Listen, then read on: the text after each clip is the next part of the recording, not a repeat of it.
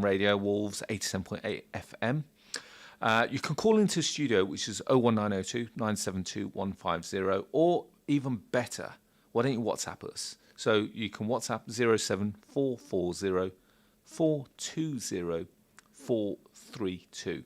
Now, we've got two special guests in the studio with us today. So we've got Shaz. So is it Shaz Ahmed? It's Shahzad. Shazad. We've got Shahzad. Shazad, who is online, and we've got Seren, who is live in the studio with us. So Seren's a property investor. Hello. So we've been talking just before the break about we've been talking about service accommodation. We've been talking about buy-to-lets. We've been talking briefly about HMOs. We've been talking about Shariah compliant mortgage products. We've been talking about interest-bearing mortgage products. And as well as that, we started touching on the different style of properties. So Shaz, during the break, we were talking about different strategies. So you, as a successful property investor yourself, what is it that you do? So do you like the standard buy-to-lets, or do you like doing some more of the aggressive strategies as well? I am a very risk averse, Ash, so I keep it very vanilla. So I've got two single lets, but that's literally, and I've got two rent to rents. But what we were talking about in the break, I mean, I get asked questions from a lot of new investors on my Instagram. I had one earlier. Was, what's the best way to make money in property quickly? And I think it's interesting, and like you said at the start, people buy property to see the capital appreciation in 25 years, 30 years, right? Because the value will go up no matter what. But in the interim, you're making 100, £200 a month. It's not life changing. So what I kind of say to people is, if you really want cash flow, that's the main goal right now, and I think it should be because of cost of living. You want to maintain a lifestyle. There are other ways of getting into property without owning property. So it's strategies which I'm sure you know called rent to rent, where you rent the property to landlord or manage it, and then you kind of rent it to someone else for more money. Okay. But beyond that, you can supercharge that. You can do rent to service accommodation, rent to HMO. Suddenly, you've got six incomes coming in, or you've got guests paying by the day kind of thing. So there's all these strategies which will, and I hate to say the phrase 10x your income, but really they will. If you're looking at £100,000 value property, you could put £25,000 as a deposit and make £200 a month, or you could, with that 25 grand, maybe get four properties on a rent to rent contract, do a mini refurb, put them on Airbnb, and make maybe £3,000 a month So in net. your two rent-to-rents that you talked about, how did you find them? Unfortunately, through deal sources, I'm trying to not use deal sources. That's why I'm not doing so many. I want to source them myself. But yeah, those are through deal sources. Okay, fine. So, but in terms of that, have you found the whole process? So, how much you're paying to? Do you mind if we just kind of No, quiz no, you no, on of that? course. So, how Yeah, much are you kind yes. of paying the owner on those at the moment? So we've had them for a couple of years now. So this is obviously historic Yeah. figures. But I believe the first one, all money in, was about £9,000, which including the sourcing fee, which was 3,000. The refurb was minimal because it was an apartment. It was Okay. relatively newly done up. Um, And what are you doing with and that? Are you running that as serviced, or you just got it as a single let, or? I want an easy life, Ash, so give it to the sourcer to manage. So they are taking 17%, and I can say, without any kind of hesitation, that through COVID, through any period, I've not had to pay out myself, so it's always at least broken even. But most months we're making 400 as a minimum. On a good month, I'll make 12 to And that 15%. is that on service accommodation? That's on Airbnb, yeah. Okay. And then what location is that? Is that in? That's in Bristol. No, Bristol's a Yeah, I good want location.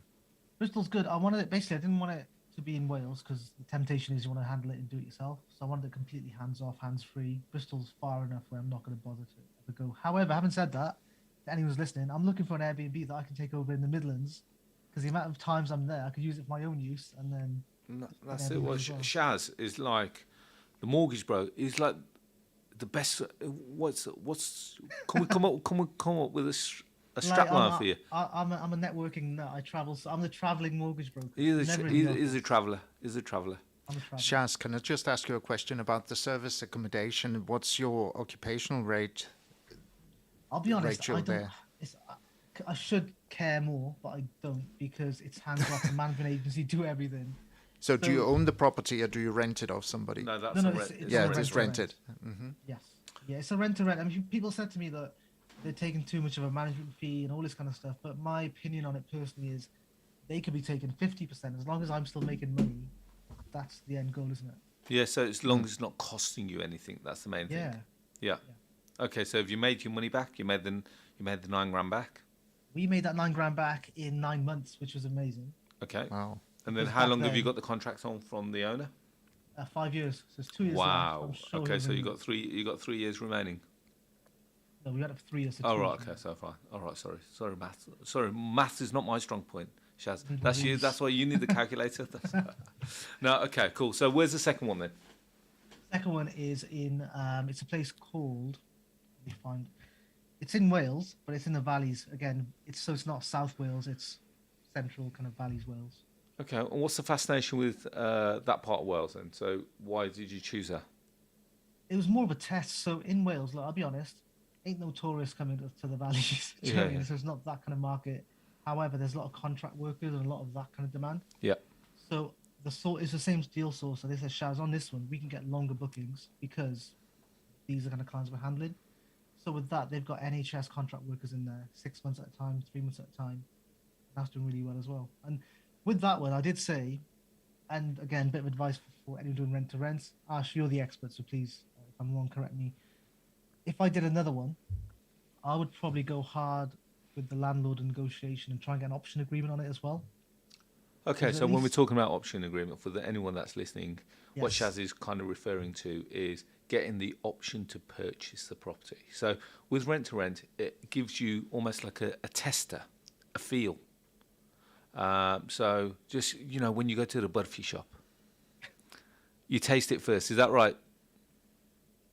Yeah, but now you're making me think of food. I know. It's so good as well, yeah. So basically, with rent to rent, the good thing about it is because you're not buying the property, you're not putting in a 25% deposit, you're limiting the amount of cash that you put into the property. And in essence, you're testing it. So you can see, is it working, is it not working? And if it works really well, and you get to generate a lot of cash flow from the property without buying it. But you can take it one step further and put in what is considered an option. Now, with the option, it's an option, not an obligation. So you don't have to buy it, but you have the option to buy it. You agree the price. Now, what Shaz is saying is that because these have worked really well for him, he wished he had put the option in from the start, which meant that during that 5-year period that he's taken it from the landlord, he could then say to the landlord, okay, I really like how this property's going. I want this in my portfolio. Therefore, can I buy it off you? And you've already agreed the price at the start of the transaction, at the start of when you're taking the property on. Is that right, Shaz? Very, very well summarized. You're the expert, but yeah, that is essentially. I think for me, Shaz, you're going to use that on your Insta? Is that going to be one of your sound bites? I am going to use that on my Insta. Yes. Just whilst we touch on that, are you on Insta? Apparently, yeah. Apparently, I'm Where's Shaz on Instagram. So double S it's syndrome. Where's Shaz. So you can find Where Shaz on Where's Shaz. You can find me on Arsh, Ellahi. And Seren, are you on Insta? No, I'm not. No, okay. One of the very few people in the world that's not on Insta. So Shaz, why would you have bought this property? The two that you've got on rent to rent. Out of the two, which one would you have bought? Which one would you have kept? You got one in Bristol. You got one in Wales. Which one would you have kept? If I was going to keep one, I'd keep the one in Wales. In the valleys. Because of getting longer term bookings, so it is less to actually do to it, and the value has gone up. So again, touching on the options, if you agree the price now, in 5 years the price goes up, you're going to benefit from that capital appreciation. And even if, and also I guess it also makes the rental payments you've been making somehow count as a deposit in a way because it's paying the. It's not always guaranteed that the rental payment No, is it's going to not. act towards, but it all depends on negotiation. Very good point. Now, Shaz, the one thing I'm going to say to you, and here's a bit of advice for you, is that in the valleys or where that property is, do you mind if I ask, and this is not a racist question or anything, but how many Asians are there in that location? Not many at all. Not the many. Only place, it's the only place when I was younger, like much younger, where I've experienced racism. No. Oh man, we could go down a real dark path here, Shaz. No, let's. It's the only. Listen, it happened once and it wasn't great, but I was like 12 and yeah. Okay. So no, the reason why I say that is because, I'm a big believer that, if I'm of a Asian ethnicity, that I'll be able to reach out to other Asian people, and again, without stereotyping, the taxi drivers, the takeaway owners, and when they get sums of money, they tend to invest in property. Would you agree, Shaz? Yeah, definitely. And they love the thought of owning property, but they don't generally love the thought of managing property. Yeah. So, and this is where you could come in as a win-win. So they own it, but they don't like void periods. Would you agree, Shaz? They don't. So their pain points is that they don't like managing and they don't like voids. Whereas if someone like Shaz came along and look at him, he looks so innocent. And if Yeah. someone like Shaz came along and says, well, I'll tell you what, I'm going to give you a guaranteed rent. I'm going to give you a guaranteed 5-year term. There's going to be no voids. There's going to be no bad debt. There's not going to be any maintenance or management issues. How would that sound? So, Suren, from your point of view, if someone came to your property and says, well, we're going to give you 5 years guaranteed rent, no voids, no bad debt, no maintenance, no tenants, no leaky taps, no broken toilets, how would that sound? It sounds good. So And off the the other thing to add as well to that, guys, is it's worse in Wales. And again, Ash, please correct me if I'm wrong, but because there's no ASTs, it's a company agreement or a company let. Some of the stricter rules where you can't get your tenants out and so on and so forth, they don't necessarily apply to company agreements. yeah. So you can position it as a win-win for the landlord to say, well, actually, if it didn't work, you can get rid of us a lot easier than you could actually a tenant. Yeah, no, and that's a good point because obviously certain locations have certain legislation. So in that respect, so Wales have got their own bit of legislation in that location. So yeah, and I don't understand why you've not made that, almost like a bit of a. You could have gone off and got your own deal, Shaz. I've got a business to run, Ash. Come on. Every time I see you on Instagram, you're in Birmingham, you're in London, you're networking, look like you're having fun. Is it fun being a broker? Is it fun being everyone's best friend? It's fun meeting lots of different people. I think I like to learn off different people. How'd you find that? Sorry, I'm going to take you down a Go completely on. different alley here. Go on. Now, from an Asian point of view, Yeah. were you brought up thinking, were people saying, do what you do and do what you do well, but don't tell anyone your secret? No. So, look, my mentality is always. I've always No, been I'm not good. talking about your mentality. I'm talking about what Oh. other influences when you're growing up were telling you. So, So- did your mum and dad say, well, do what you do, and then obviously don't tell anyone what you do because they're going to steal your secret? Nah. What did they say to you? Mum and dad is just like, dude, just focus on what you're doing. That's basically it. Just do you. Don't bother about anyone else. Okay. And yourself, Arsh? Well, my question. dad, believe it or not, my dad was of the mindset as, I'll do what I do. I'm not going to tell anyone what I do because, if you looked at what my dad did, he was running HMOs before they were even known as HMOs. They were called bedsits, and there were rooms that had 50 pence meters in. And so one of my earliest memories of becoming a landlord was almost like 4 or 5 years old, where I was emptying these 50 pence machines because I was the closest one to the ground. So I was the shortest one. So I was there with a big bunch of keys, opening these padlocks, emptying the 50 pence into a little bag, taking it back to the house, counting up all the 50 pence, putting them in these money bags, ready to bank on Monday. So that's crazy, but that's one of my earliest collections of being a landlord. I love that. So you had you were grafted from day one. Whereas with us, my dad had the corner shop. And we were living above the corner shop, so we had that kind of. You are where we proper were- stereotypical, you are, Shaz. proper desi, yeah. You're a proper desi, that's it. So that was it. So did you enjoy that? Were you working? did, yeah. Were you working in the shop? I was lazy as my younger brother. He was more interested in working in the shop, whereas I was like, "Am I going to work in the shop?" Nah. Are you too actually cool for wanted- the shop? I think looking back, I thought I was. Yeah. Yeah, fair enough. No, it's okay, man. But look here now, Shaz, you're almost like UK famous, and everyone knows Shaz as being like the friendly mortgage broker. And this is the Yeah. thing, and this is why I got you on, because yes, people can talk to you, people can approach you, people can speak to you at any time, can't they? So Pretty much, yeah. yeah, pretty much. So they can call you on your mobile and say, Shaz, I'm looking at a property, and I've done it in the past. Looking at a property, this is where we are, and this is what we're looking to buy it for. You know, here's the rent that's generating. What do you reckon we can? How much you reckon we can borrow against it? Yeah. Ash, question for you to help Yes, your go on, listeners. far away. Let me ask you a question. What would you say are maybe 3 red flags to look for when you're viewing a property? I don't believe in red flags, Shaz. Honestly, genuinely, You I believe don't in believe. properties you can improve. Okay, Yeah, fine, I but always, you know, regardless of what the property is, I just think, you know, I can add value here, and so I'm backing myself. I'm backing myself, and I see stuff that other people won't see. Example being, yeah, okay, we're in Wolverhampton as we record this. I saw a property, and I walked up to a property, and there's 30 other people viewing this property. And then I thought, oh man, okay. I thought, okay, we're going to get into a bit of a bidding war here. And I just went straight to the agent as soon as I walked in. Okay, full market value today. And I had did you think you could add value to that? Yeah, well, there was always that we can add value. So the house was already converted into, I think it was 3 or 4 flats. And when I looked at it, I walked around and I instantly can create this into 6 flats. So I instantly added value in my own mind. Whether that could be done or not was a different question. But just with my experience, I kind of knew that we could. The flats were too large. They were in a great location. They were in a sustainable location. And I didn't think it was going to cost a lot to do that. So whether that's stupid of me, but I just went straight in full asking value because I knew that if I did that from the outset, the agent has done what they've went out to achieve. They've got the full value. So from their point of view, they're making full commission. From the owner's point of view, they've got what they wanted.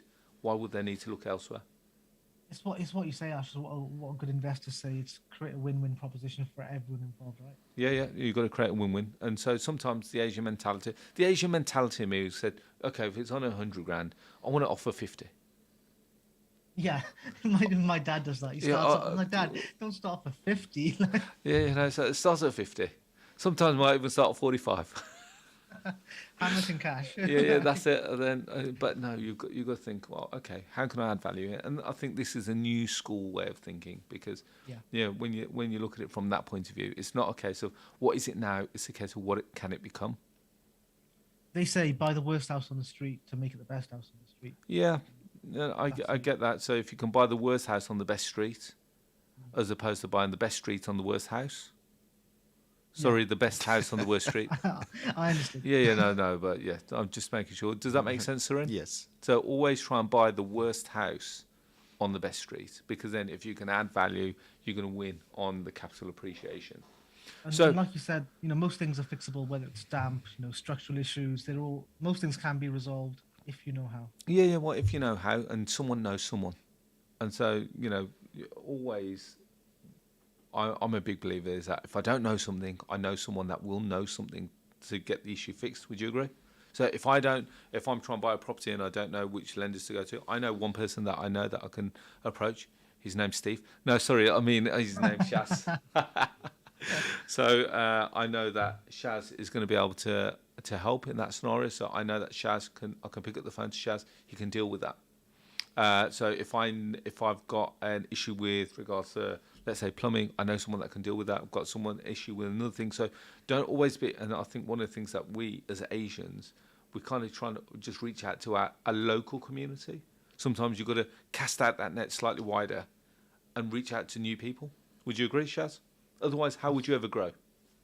Absolutely. This is why I do a lot of the networking that I do. It's not about, people say, oh, do you get much business? It's not about getting business. It's about growing the network. I get that. You know what, Shaz? I just don't see how you get all the time. You got to make time. Obviously, I think sometimes I do sit down and think, is the return on the time worth it? It's not the money. Is the return on the hours worth it? But often it is. Like I say, no one is walking around the networking event with a deal. That's not how it works. But I've had calls and texts from people 6 months after we met because they remembered me at that event and I was that mortgage guy. And that's how it is. Or they may have friends who need a mortgage and they're like, oh, we saw this guy, he's pretty cool. Have a chat with him. So it's about long-term brand building. I think with Instagram and social media, if I go to an event, I'll document, I'll do a video, do a reel. And again, it's perception. People think you're that guy who knows everything. No, it's good. It's good. And has that worked out well for you? Because I know that you've branched out yourself now. You branched out, so you've got what's the name of the company?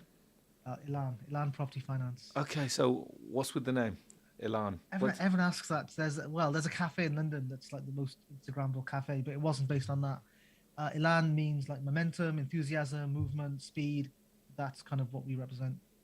Ah, so I like that. I like that. And what does it mean from a? So okay, is that what it means from a Muslim perspective? I think well in Urdu or Arabic it means announcement. Elan.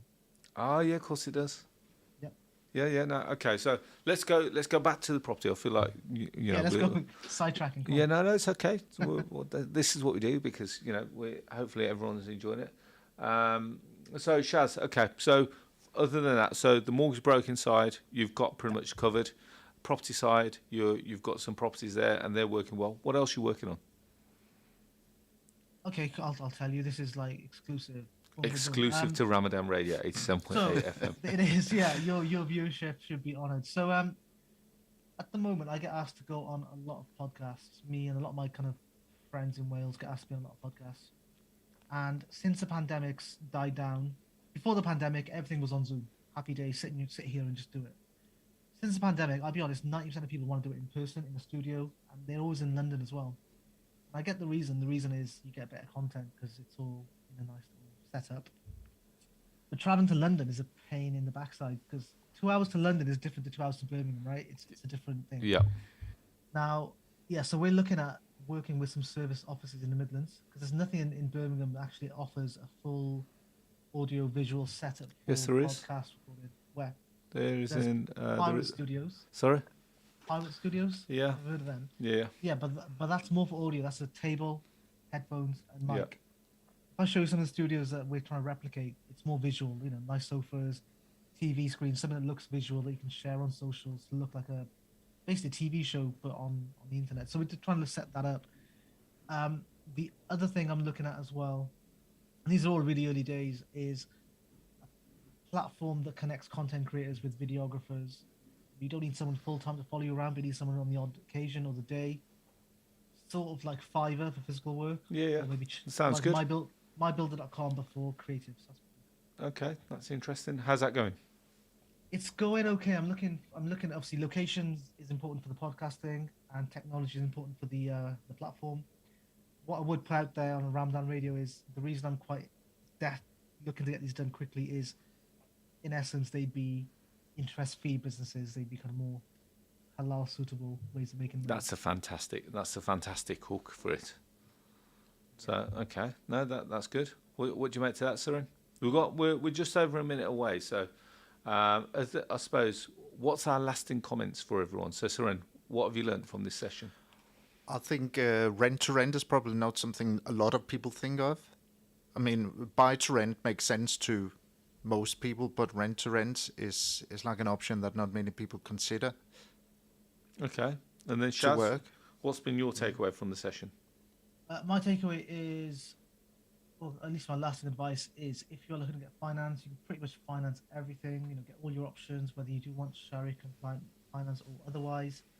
And the key piece of advice right now is just when you are presented with options from your broker or from your deal source or from anyone, is take action quite decisively. If you waste time, the deal's going to go. Well, yeah. Well, with the mortgage market, it's changing daily. Would you agree?